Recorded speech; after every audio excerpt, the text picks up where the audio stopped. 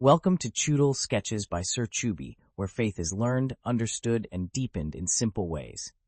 Let's get started.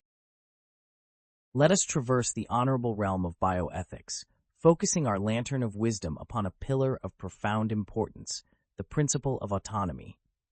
In a world where science advances faster than ever and medicine makes choices that can change lives or end them, understanding who gets to decide is not only essential but ethical.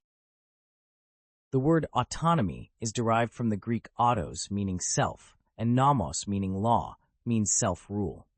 In bioethics, it's the right of individuals to make decisions about their own bodies, treatments, and health based on their values, beliefs, and informed understanding. Let us explore our first key theme, informed consent. Informed consent in bioethics refers to the voluntary agreement of a patient or research participant to undergo a medical procedure or participate in a study after being fully informed of all relevant aspects, including the potential risks, benefits, alternatives, and the right to refuse or withdraw without penalty. For consent to be ethically valid, several key elements must be present. Adequate disclosure of information, the individual's comprehension of that information, the voluntariness of the decision free from coercion or undue influence, the competence or capacity of the individual to make the decision, and the actual expression of consent. Autonomy means patients must understand their options. A doctor can't just say you need surgery. They must explain the why, how, risks, and alternatives. Imagine a patient with a heart condition choosing between risky surgery or long-term meds.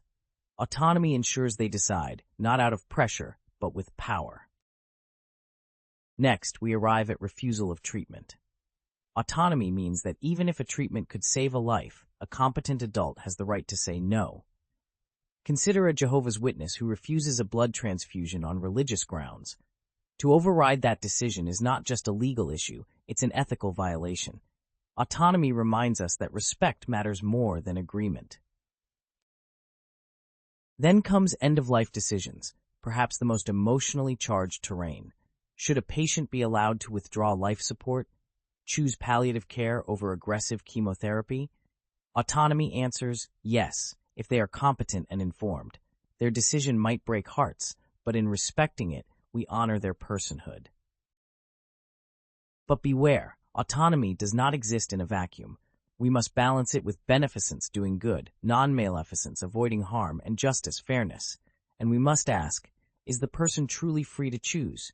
What if cultural expectations or language barriers cloud understanding? What if poverty limits options? True autonomy must be supported, not just declared. Yes, even the philosophers agree. Immanuel Kant taught that autonomy makes us moral beings, able to choose our own path with reason and dignity. In bioethics, it is our duty to guard that sacred right. The principle of autonomy is not just a rule. It is a respectful posture toward another human being. It tells us, you matter, your choices matter. In the practice of medicine, where knowledge is vast but humanity is fragile, autonomy gives each of us a voice. And in honoring that voice, we build an ethical world, one decision at a time. The principle of autonomy reminds us that in the grand halls of medicine, respecting choice is as vital as offering care. When we honor a person's right to decide, we don't just treat illness, we uplift dignity. Until our next ethical adventure, I remain your humble guide, Sir Choobie. Stay wise, stay kind, and never stop asking the right questions.